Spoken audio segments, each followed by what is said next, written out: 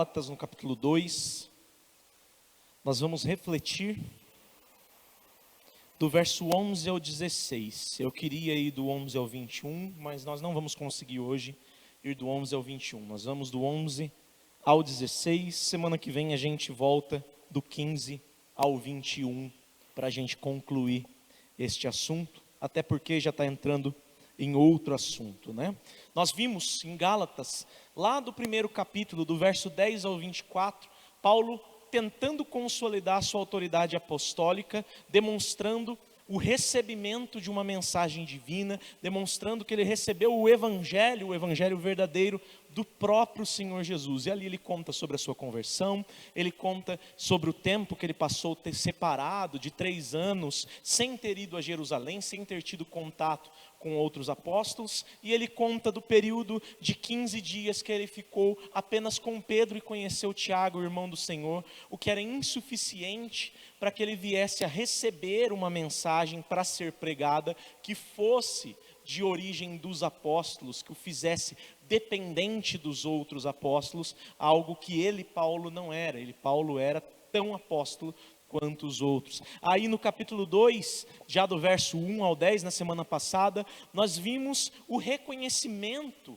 dessa autoridade apostólica. Nós vimos a autoridade apostólica de Paulo no seu reconhecimento de uma vocação divina. 14 anos depois da sua conversão, ele sobe a Jerusalém e ele vai, isso em obediência a uma revelação de uma fome que iria acontecer, para levar umas ofertas lá para a igreja de Jerusalém, e ele aproveita esse episódio para mostrar o evangelho que ele pregava entre os gentios para os apóstolos fundamentais, a saber, Tiago, Pedro e João. E por fim, aqui do verso 11 ao verso 16, onde nós temos a meditação de hoje, nós vemos a autoridade apostólica de Paulo se consolidando. Nós vemos a consolidação de um ministro que é pertencente ao mesmo grupo original, é pertencente tanto quanto ao grupo original dos 12, ao grupo de apóstolos. Então, esta mensagem, essa autoridade de Paulo, ela é consolidada, e Paulo demonstra isso aqui do verso 11 ao 16. Vamos ler o texto, para nós vermos como Paulo faz isso? Gálatas 2, do 11 ao 16, a palavra do Senhor diz: Quando, porém, Cefas veio a Antioquia, resisti-lhe face a face, porque havia se tornado repreensível. De fato, antes de chegarem alguns da parte de Tiago, ele comia com os gentios. Quando, porém, chegaram, começou a afastar-se e, por fim, separou-se, temendo os da circuncisão. E também os demais judeus se fizeram hipócritas juntamente com ele, a ponto de o próprio Barnabé ter se deixado levar pela hipocrisia deles. Quando, porém, vi que não procediam corretamente, segundo a verdade do evangelho, eu disse a Cefas, na presença de todos: se você que é judeu, vive como gentio e não como judeu, por que quer obrigar os gentios a viverem como judeus? Nós, judeus por natureza e não pecadores dentre os gentios, sabendo contudo que o homem não é justificado pelas obras da lei, e sim mediante a fé em Jesus Cristo, também temos crido em Cristo Jesus, para que fôssemos justificados pela fé em Cristo, e não por obras da lei, pois por obras da lei ninguém será justificado. Oremos. Deus Santo, nós te louvamos, Senhor, e agradecemos a Ti, por diante dos nossos olhos termos em mais uma oportunidade a Tua santa palavra. Fala aos nossos corações, Pai, trazendo luz à nossa mente, ao nosso ser, para que compreendamos a essência do Teu Evangelho e as aplicações deste texto para as nossas vidas. Esta é a nossa oração, no nome de Jesus Cristo, nosso Senhor. Amém. O título da minha mensagem é Autoridade Apostólica, a consolidação de um ministro pertencente a um grupo seleto. E como temos visto, a necessidade de Paulo escrever esta carta aos Gálatas surgiu de algo interessante, de uma infiltração de um grupo de judeus nas igrejas da região da Galácia, que se diziam convertidos a Cristo, mas cujo objetivo na verdade era perverter a mensagem do evangelho. Como que eles faziam isso? Eles exigiam que os crentes gentios, os crentes não judeus, se submetessem aos usos e costumes da lei cerimonial de Moisés. Que usos e costumes? Basicamente, circuncisão, guarda da dieta judaica e guarda de datas especiais.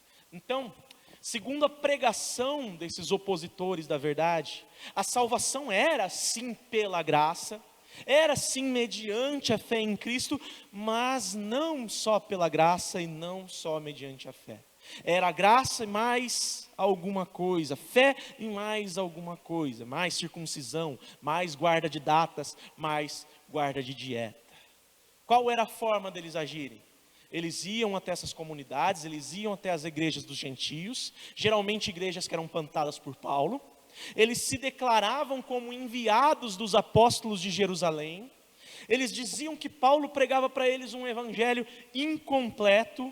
E então eles pervertiam a ordem naquelas igrejas, levando os irmãos a uma confusão doutrinária. E os mais fracos muitas vezes, até o ponto de chegarem muito perto de abandonarem a fé.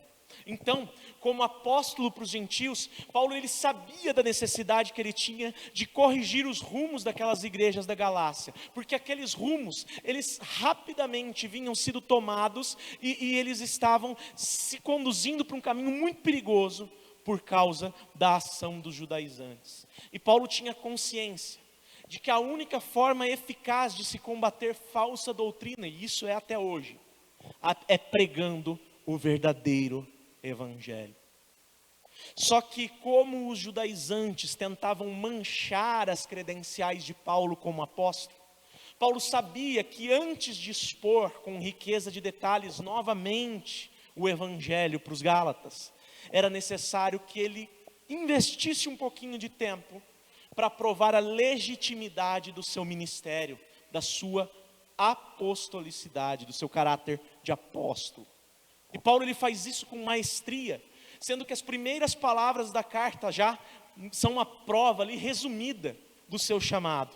Mas principalmente quando a partir do verso 10 do capítulo 1, ele prova que a mensagem que ele pregava não era mensagem de homem, não era mensagem que ele tinha recebido de qualquer pessoa, nem de qualquer outro apóstolo, mas do próprio Senhor Jesus. Uma vez que ele nunca tinha ido até então a Jerusalém, a não ser por aquele período de 15 dias que nós acabamos de comentar, e somente 3 anos depois da sua conversão.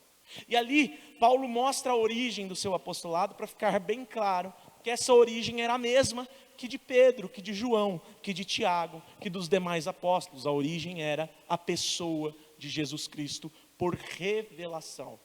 Além disso, do versículo 1 até o 10 do 2º capítulo, Paulo mostrou o reconhecimento da sua vocação.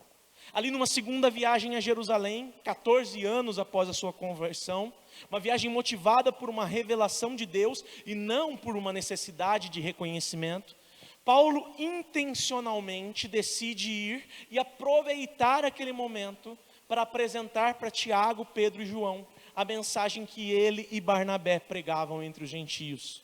E o que Paulo faz? Ele leva Tito, que era grego, que não era judeu. Então Tito não era circuncidado e Paulo faz isso como um teste.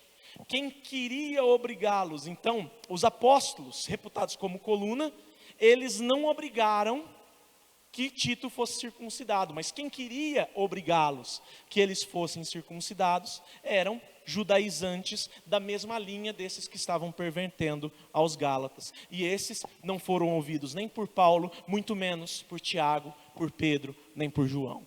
Se eles ali tivessem se submetido à vontade dos judaizantes, isso serviria como uma espécie de prova de que eles tinham razão. Tinham razão.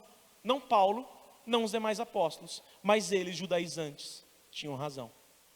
Por fim, agora a partir do verso 11 desse 2º capítulo, Paulo descreve um novo episódio que aconteceu não muito tempo depois da viagem a Jerusalém.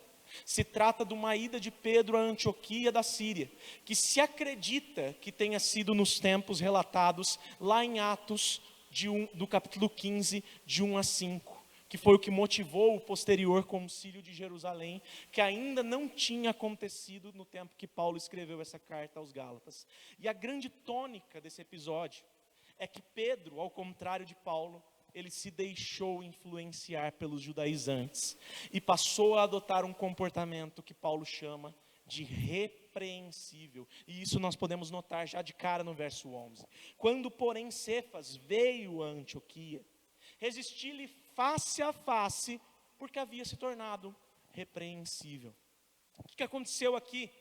Cefas, que é o apóstolo Pedro, ele decidiu retribuir a visita de Paulo a Jerusalém e foi até a viagem que servia de base missionária para a igreja gentia, que é a Antioquia da Síria. E o que Paulo diz que foi necessário que ele viesse a fazer, olha a seriedade disso, é resistir Pedro face a face. Ou seja, Paulo está falando aqui de um confronto direto à pessoa de Pedro, que segundo o versículo 14, pasmem meus irmãos, foi na presença de todos, foi um confronto, uma repreensão feita em público. Foi à toa que Paulo repreendeu, que confrontou Pedro? De maneira nenhuma. Neste versículo 11, Paulo destaca que Pedro havia se tornado repreensível. Ou seja, Pedro tinha se tornado merecedor de uma dura, de uma bronca. E essa atitude de Paulo, descrita no verso 11, deve nos levar a pensar sobre pelo menos duas verdades importantíssimas que vêm embutidas para nós neste versículo. Primeira verdade, Pedro, mesmo sendo apóstolo, era um pecador. Paulo destaca no capítulo 1 que qualquer um que pregar outro evangelho, mesmo que seja ele, mesmo que seja outro apóstolo, deve ser tratado como anátema, ou seja, deve ser dado tanta importância a essa pessoa, a essa outra mensagem, quanto a um ímpio que quer nos ensinar algo sobre Deus.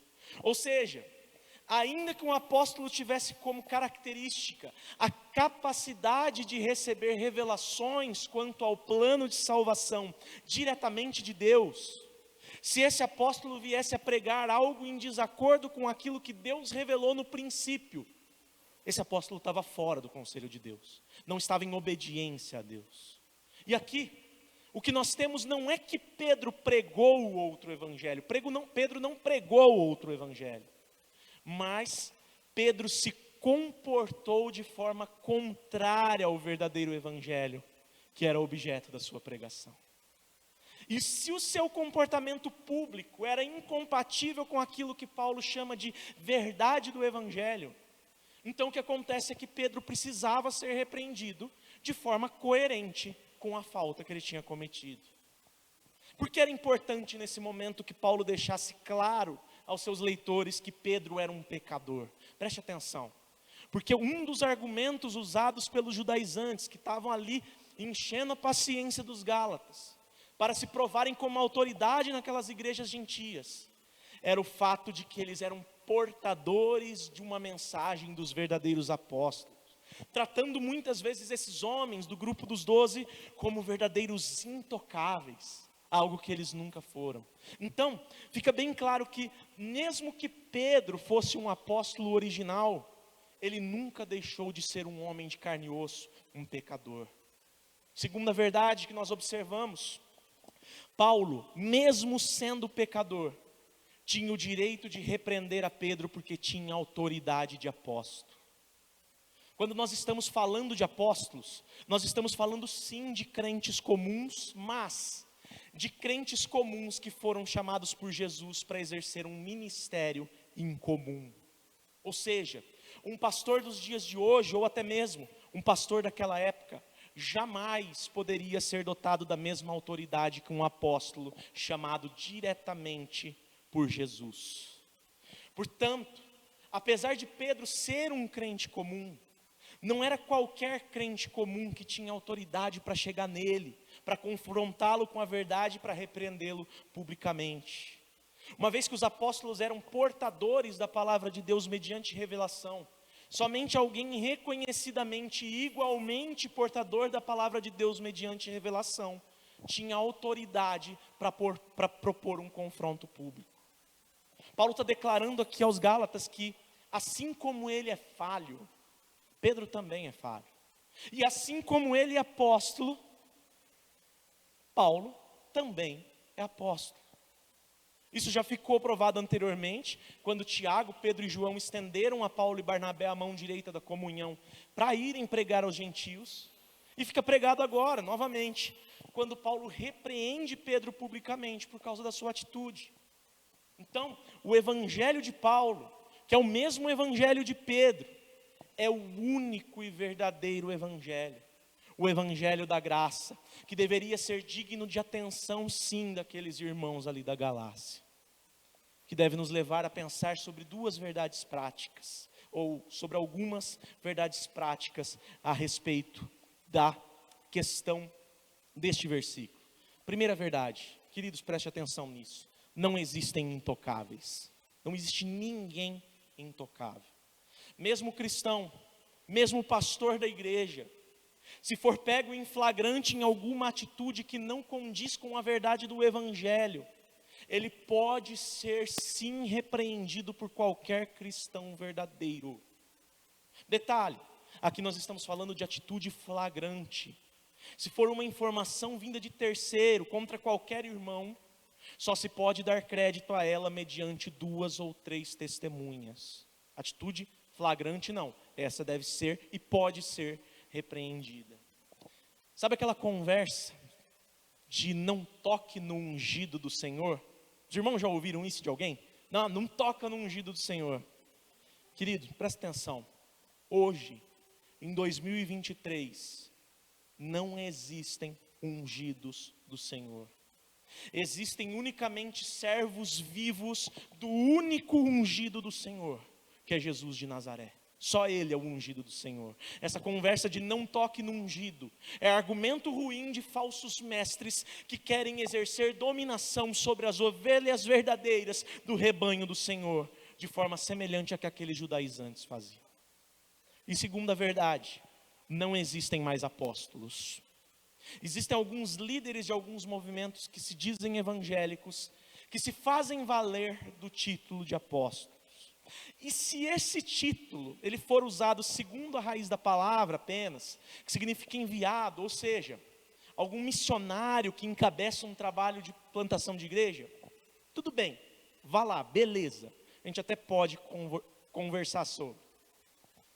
Mas se esse título for usado indicando que aquela igreja, e até outras igrejas ligadas ao mesmo movimento, tem uma cobertura espiritual daquele apóstolo, que é alguém dotado de uma autoridade espiritual além, querido, caia fora, não ouça, desliga a TV, desliga o que você estiver fazendo na internet, não ouve isso.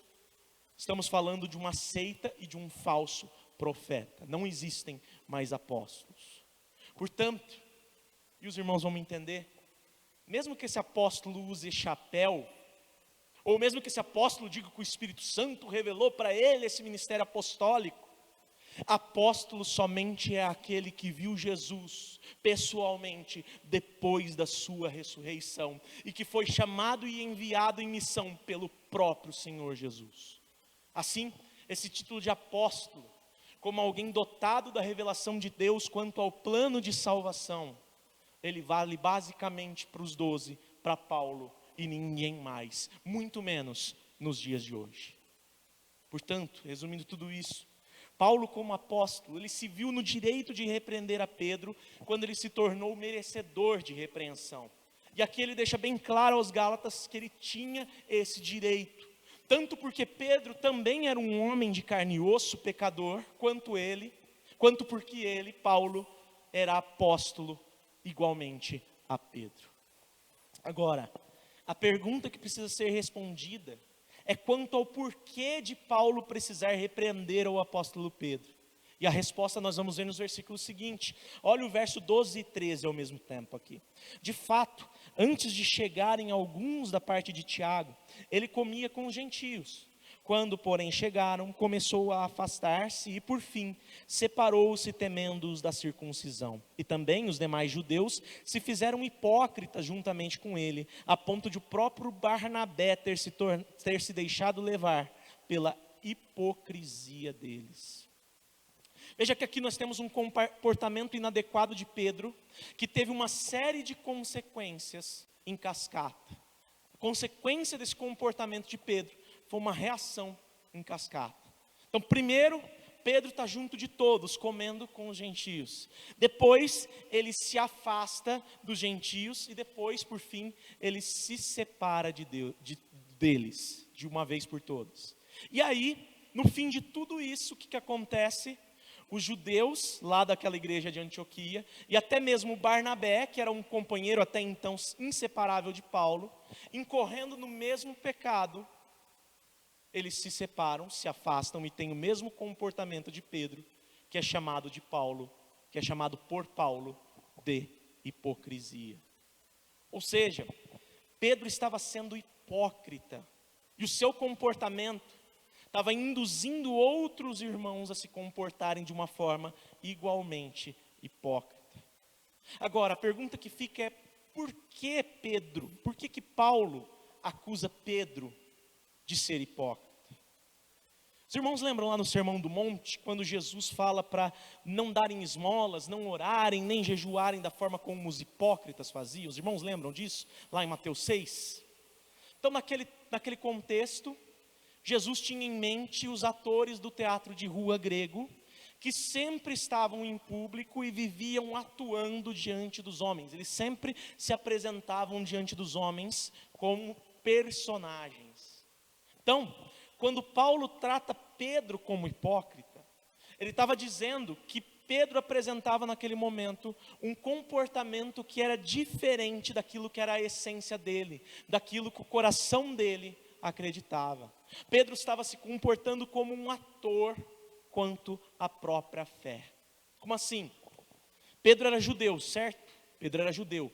Como judeu, ele sempre participou a vida toda dos rituais do cerimonial judaico. Só que, se os irmãos se lembrarem, em Atos capítulo 10 e capítulo 11, nós temos o registro histórico de uma revelação que muda o comportamento de Pedro, para que o evangelho começasse a se expandir entre os gentios antes de Paulo ser chamado e enviado em missão. Que revelação que é essa? Aquela revelação dos animais impuros, segundo a lei cerimonial, descendo do céu num lençol, onde o próprio Deus manda que Pedro mate e coma aqueles animais. E Pedro se nega, porque eram animais impuros e ele nunca na vida tinha comido nada impuro. Aí a voz do Senhor disse o quê?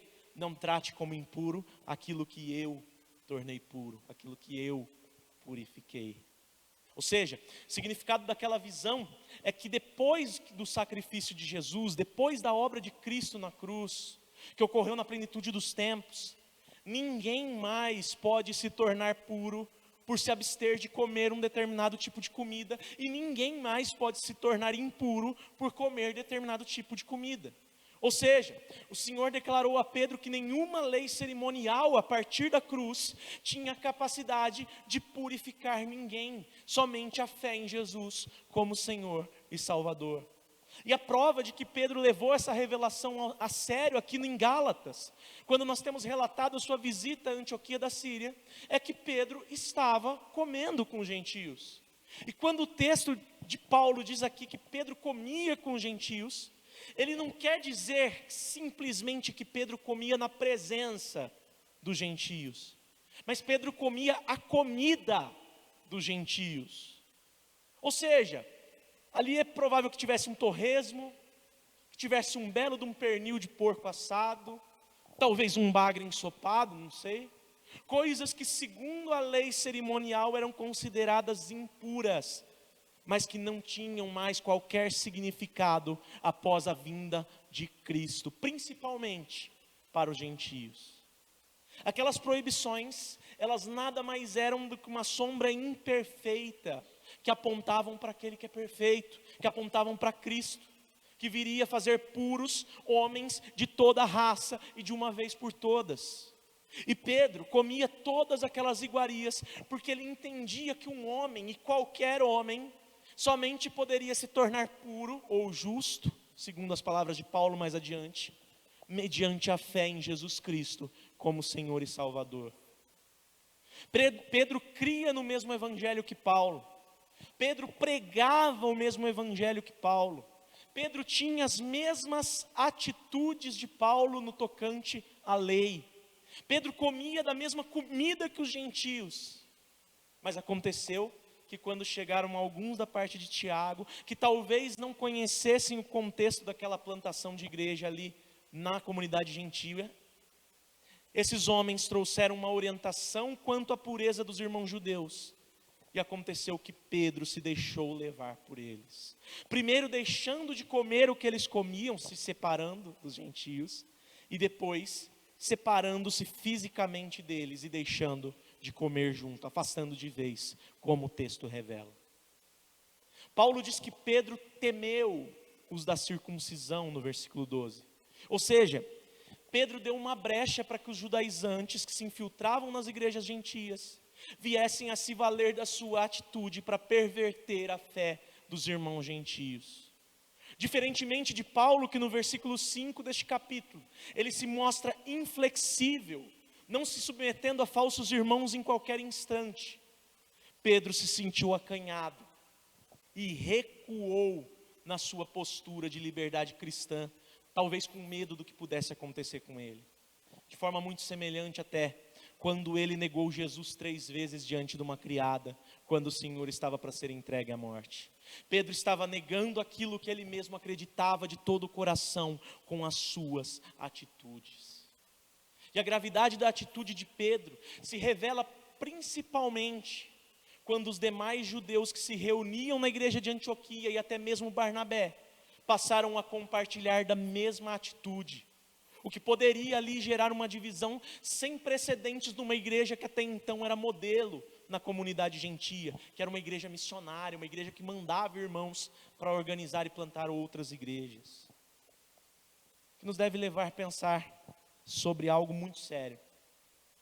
Queridos irmãos, nosso pecado nunca diz respeito somente a nós mesmos. Toda atitude que nós tomamos fora do conselho de Deus é uma atitude que irá refletir no comportamento daqueles que estão ao nosso redor. Toda atitude fora do que diz a palavra de Deus é uma atitude que irá refletir no pensamento ou no comportamento daqueles que estão ao nosso redor, sejam eles crentes ou não.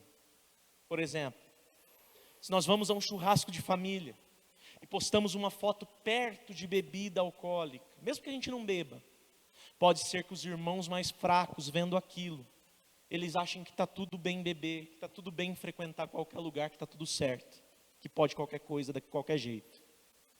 Se nós trabalharmos em qualquer lugar, e quando as coisas começarem a dar errado, nós começarmos a falar palavrão, a xingar, do mesmo jeito que os nossos colegas descrentes fazem, pode ser que os irmãos mais fracos, vendo aquilo, e até mesmo os próprios descrentes, achem que está tudo bem falar qualquer coisa, de qualquer jeito.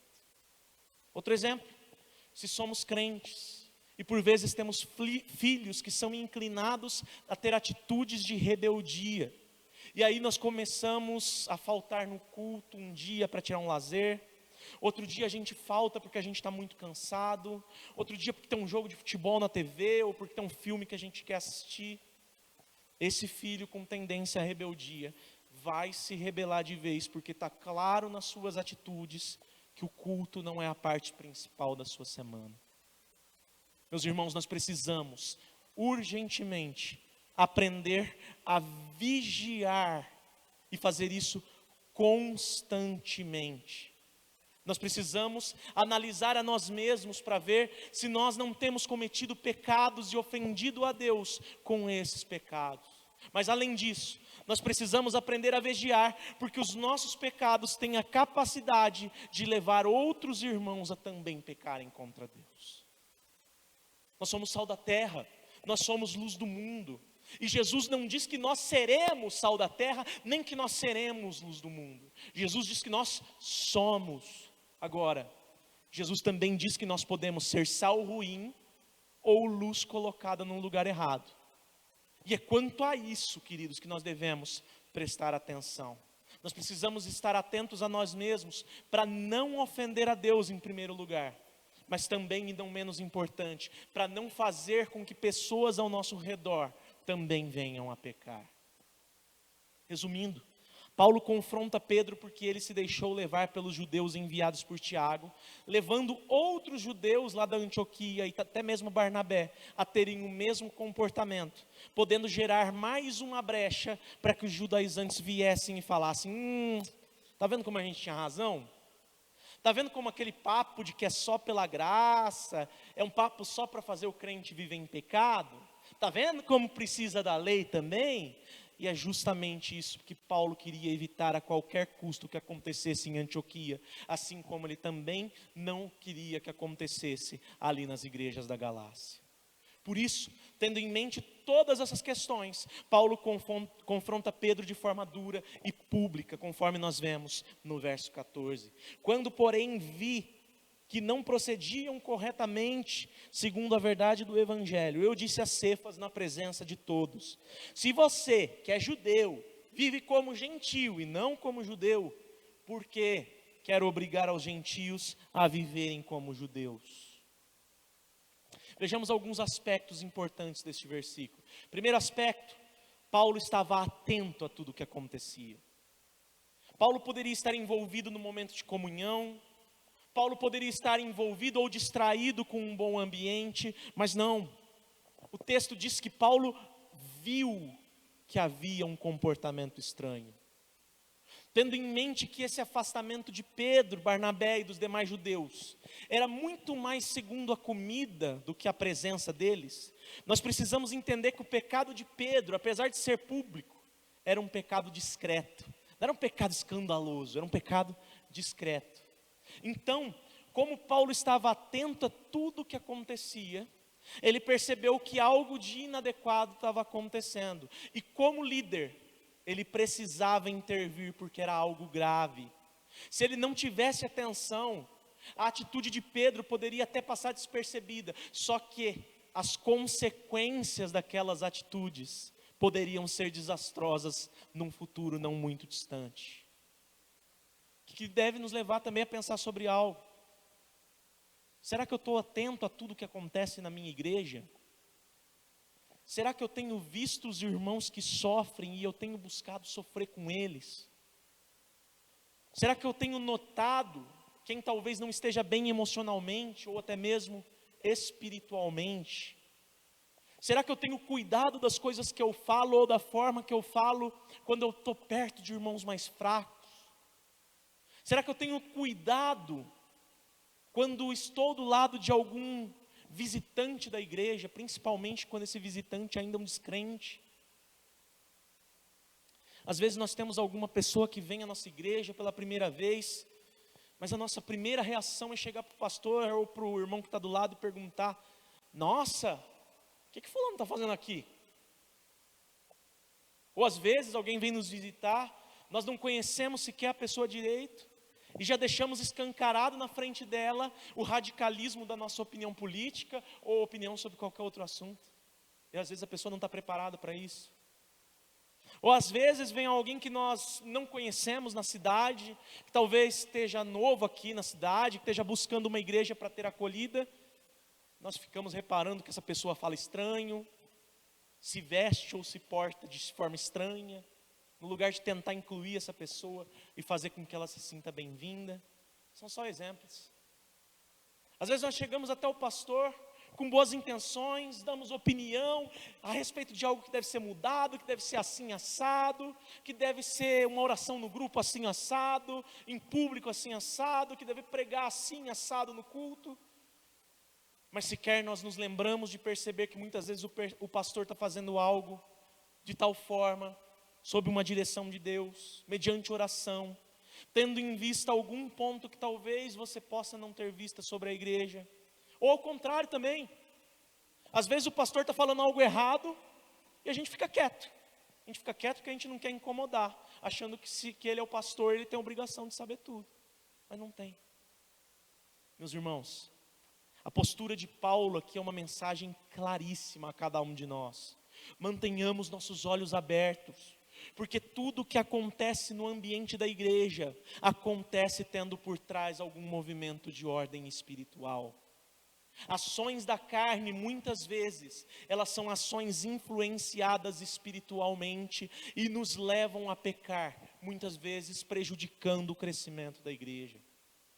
Por isso, nós precisamos estar constantemente em oração, o tempo todo, sem cessar, para que aconteça de nos encontrarmos sensíveis ao Espírito Santo e sejamos vistos por Deus disponíveis quando chegar o momento no qual Ele decidir soprar o seu vento sobre nós. Antes de qualquer coisa, Paulo viu. O que Paulo viu? Segundo aspecto deste versículo, Paulo viu que a postura dos irmãos era contrária à verdade do Evangelho.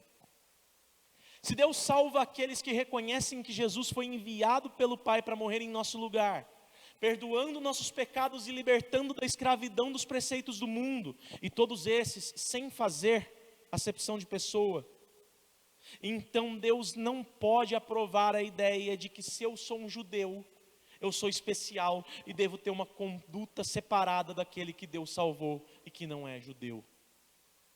Deus em Jesus encerrou a ideia de que existe um povo, uma etnia, uma nação, que seja aquele povo cujo Deus é o Senhor.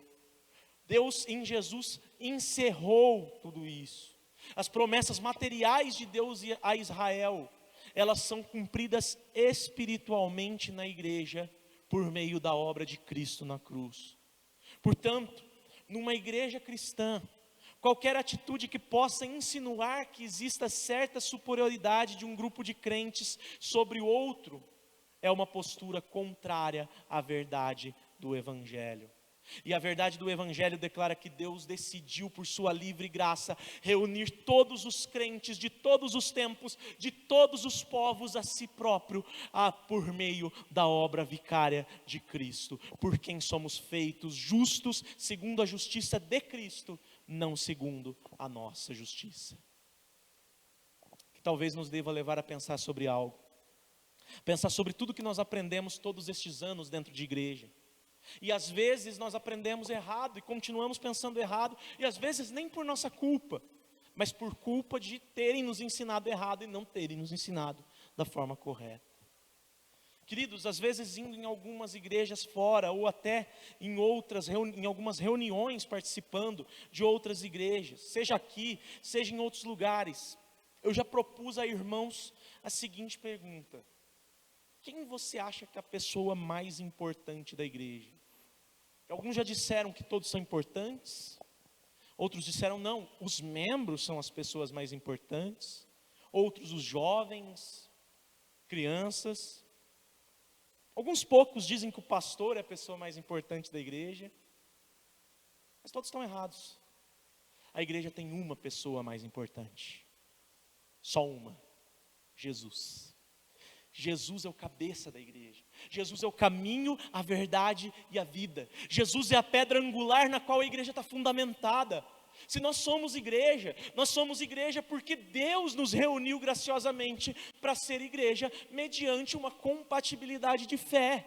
Nós somos igreja pela fé em Cristo. A fé em Cristo é o que nos une, que nos faz comuns. Portanto, Cristo e somente Cristo é o mais importante. Mas depois de Cristo, todos aqueles a quem Cristo dispensou o seu amor. Ou seja, todos aqueles que são membros do corpo, ligados ao cabeça, incluindo você, incluindo o pastor. Portanto, quer seja eu, quer seja qualquer outra pessoa que vier a pastorear esta igreja, ouçam algo muito importante: o pastor é só mais um crente, não deve ter privilégios. O pastor tem a função dele, deve ser honrado segundo a função dele, cuidado segundo a função dele e cobrado segundo a função dele. Mas o pastor não é uma classe especial de pessoa, de crente.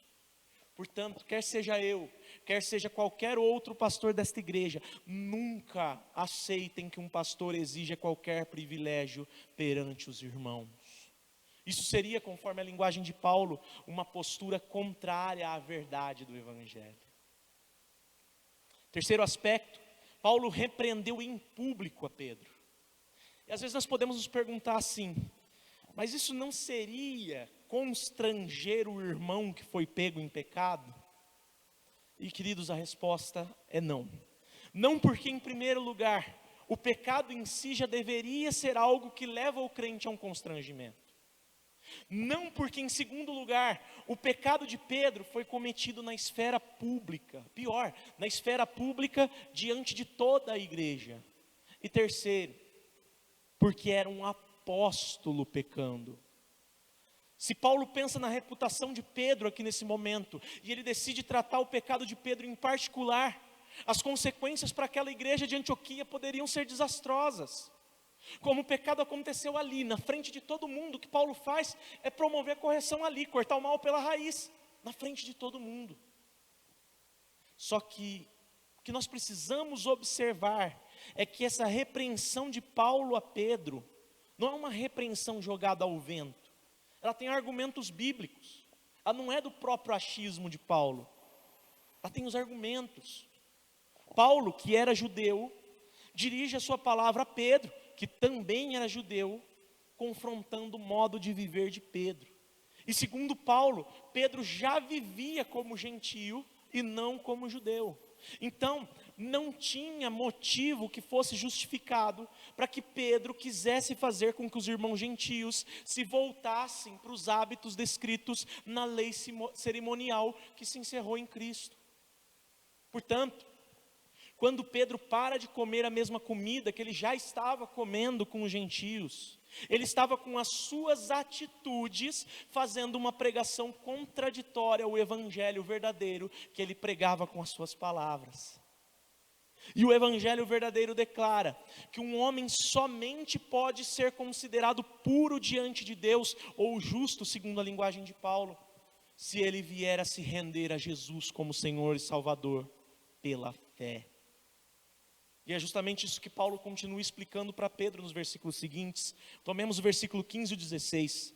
Nós, judeus por natureza, não pecadores dentre os gentios, sabendo contudo que o homem não é justificado por obras da lei, e sim mediante a fé em Jesus Cristo, também temos crido em Cristo Jesus, para que fôssemos justificados pela fé em Cristo, e não por obras da lei, pois por obras da lei ninguém será justificado. Preste atenção na ironia que Paulo usa aqui no versículo 15. Nós, judeus por natureza e não pecadores dentre os gentios. Olha a forma como Paulo se dirige a Pedro. Paulo, nos versículos 15 e 16, ele aponta para Pedro um fato. Tanto ele quanto Pedro, eles tiveram um privilégio. O privilégio de nascer naturalmente como judeus.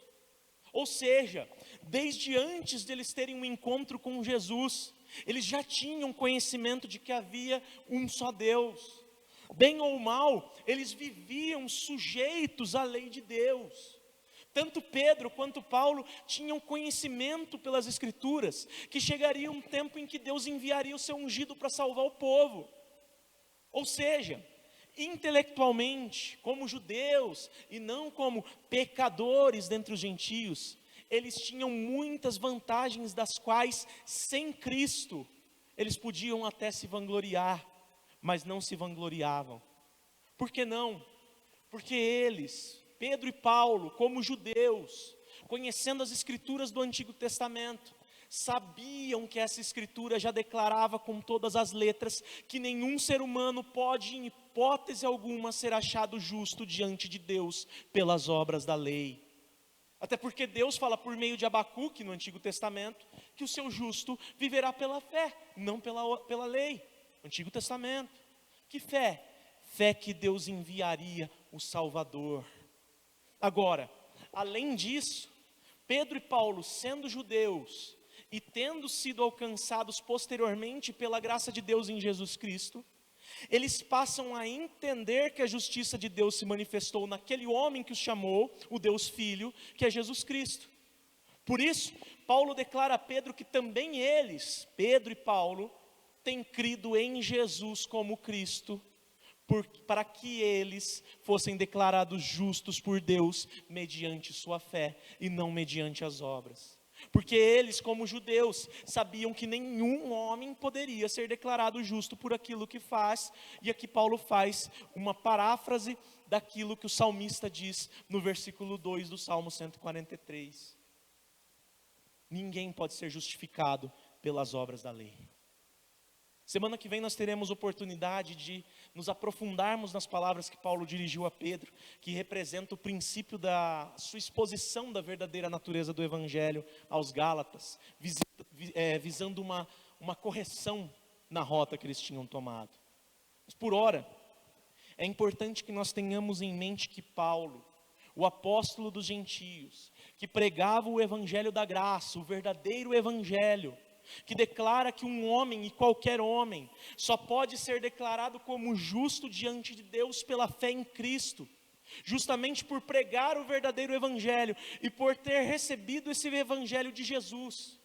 Ele tinha autoridade para confrontar até mesmo aquele apóstolo que era um dos mais influentes, até mesmo reputado como coluna, que era o apóstolo Pedro, e o confrontou, porque querendo Pedro se submeter novamente aos costumes do cerimonial judaico, era como se Pedro novamente estivesse declarando com suas atitudes que não, o sacrifício de Cristo talvez não fosse tão importante assim, mesmo que ele cresce no seu coração de uma forma contrária às suas atitudes. Talvez nos deva levar a pensar sobre nós mesmos.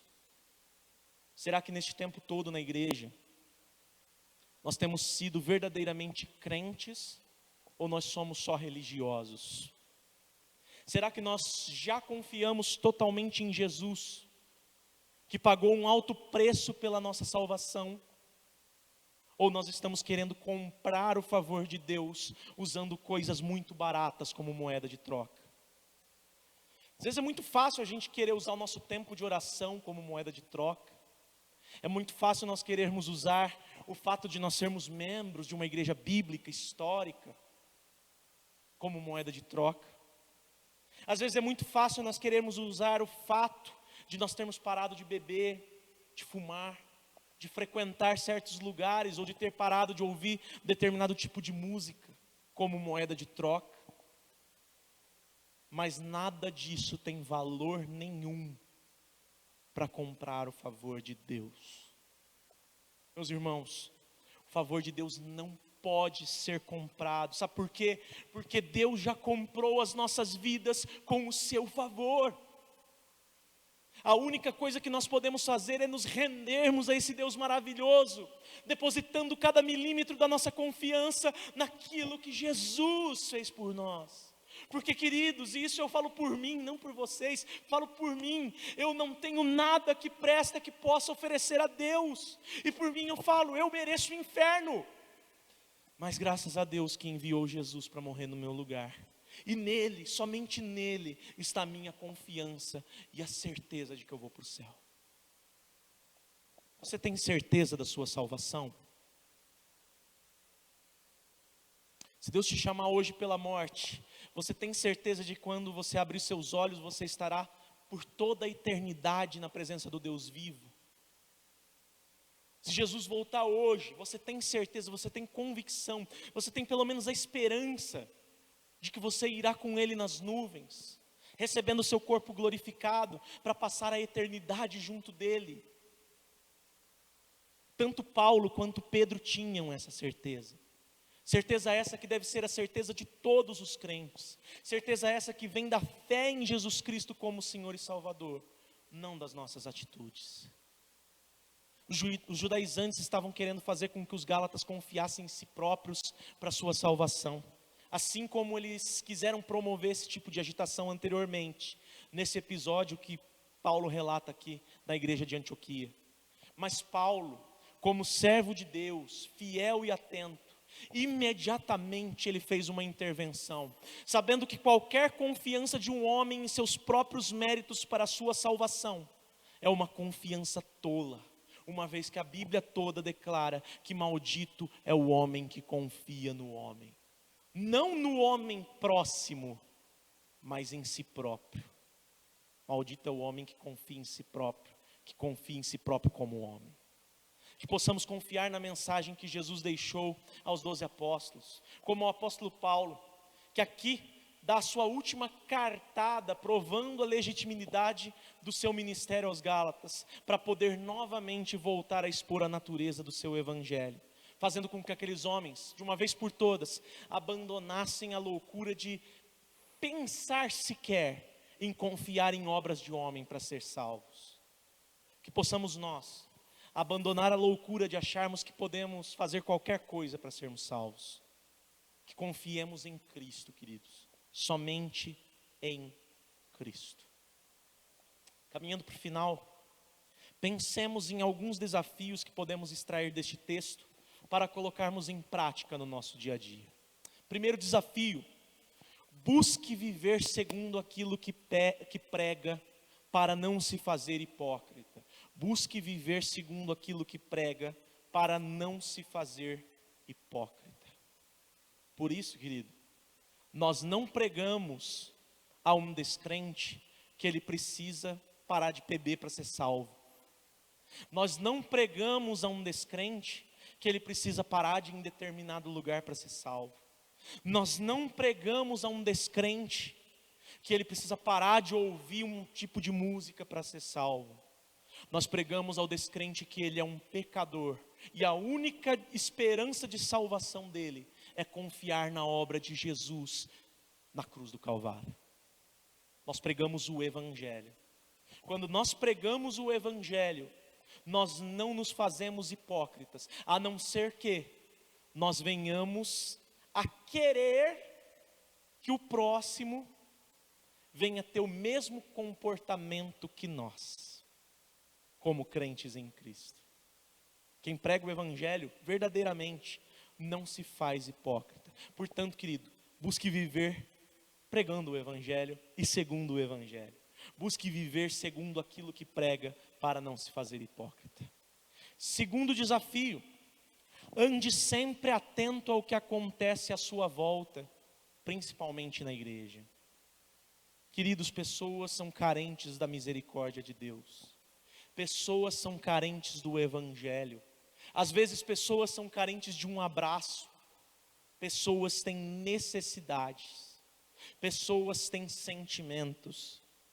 E nós precisamos abrir os nossos olhos para enxergar as pessoas conforme Jesus enxergou. Jesus amou aos seus discípulos, Jesus ensinou os seus discípulos, Jesus fez milagres diante dos olhos dos seus discípulos para provar a sua divindade, para que eles confiassem nele.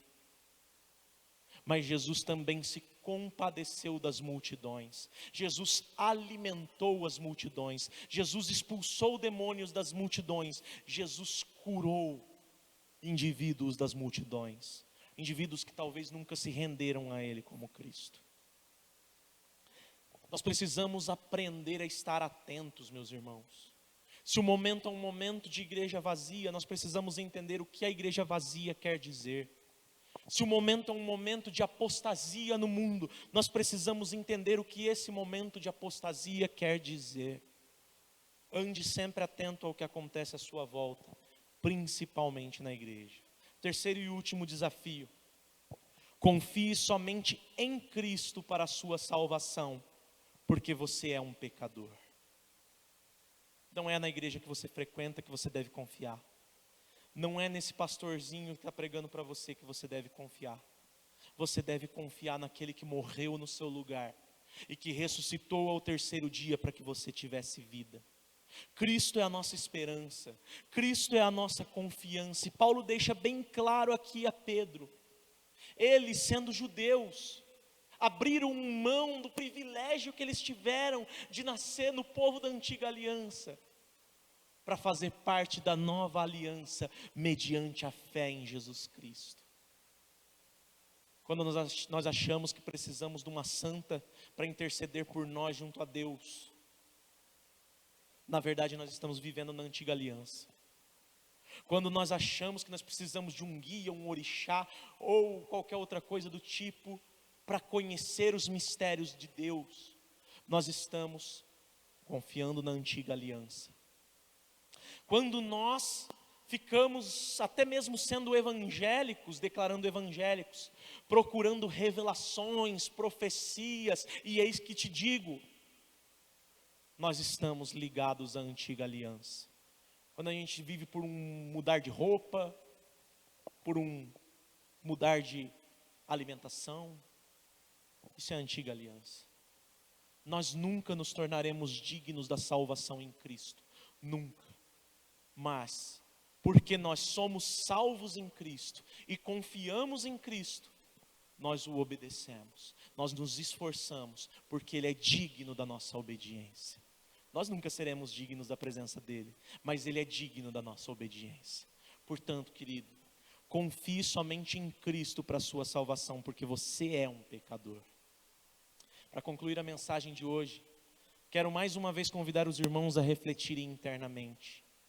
Será que eu não tenho me feito hipócrita em alguma circunstância? Será que eu não acho que porque eu sou crente, porque eu sou ministro de louvor, porque eu sou líder de um departamento, porque eu sou pastor, eu sou melhor do que alguém? Será que eu não tenho fechado os meus olhos espirituais para aquilo que Deus está querendo fazer na minha igreja, usando a minha vida? Será que eu não tenho achado que eu me basto para ser aceito diante de Deus, ignorando o fato de que se hoje eu creio, isso é porque Deus enviou Jesus para morrer no meu lugar? Que possamos estar atentos às nossas vidas, assim como Paulo nunca baixa a guarda do seu ministério.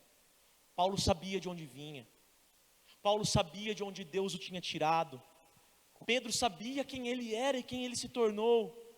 Por um breve momento Pedro se esqueceu, mas isso deve ensinar a nós que isso também pode acontecer conosco, que tenhamos hombridade para reconhecer que nós saímos de um lugar terrível, de uma vida de lama, de uma vida que certamente nos levaria para o inferno, mas nós saímos porque o Espírito Santo um dia nos convenceu de que somos pecadores, e nos moveu a reagirmos em arrependimento e fé.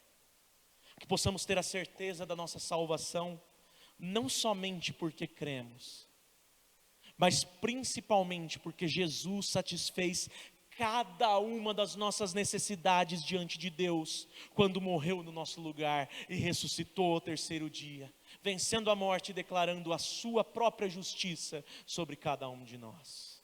Esse é o evangelho de Paulo, queridos, apóstolo legítimo, que ele recebeu direto de Jesus, e esse é o único evangelho, e não há outro evangelho. Que possamos confiar em Cristo, somente em Cristo, e continuar nos rendendo a Ele, mediante a fé. Oremos. Deus amado, nós te louvamos, Senhor, nós te bendizemos e glorificamos ao teu santo nome, agradecidos por tua graça, por teu amor, por tuas infinitas misericórdias. Pai, nos faz servos atentos, nos faz servos mais fiéis, nos faz verdadeiros pobres em espírito, servos mais humildes, Senhor, para que confiando na tua maravilhosa graça, mediante a fé em Cristo, nós sejamos, Pai, feitos mais que vencedores, segundo o teu propósito. Em nome de Jesus Cristo, Pai, que caia por terra todo o pensamento nosso, de que nós somos alguma coisa, de que nós temos alguma importância para que o Senhor tenha olhado para nós e decidido nos salvar. O Senhor nos salvou por sua graça, por seu amor, Pai, e o nosso valor inestimável está no fato de que o Senhor nos fez segundo a sua imagem, conforme a sua semelhança. Que cada um de nós possa carregar esta verdade no nosso coração e caminhar para a glória do Senhor em todos os momentos, no nome de Jesus. Amém.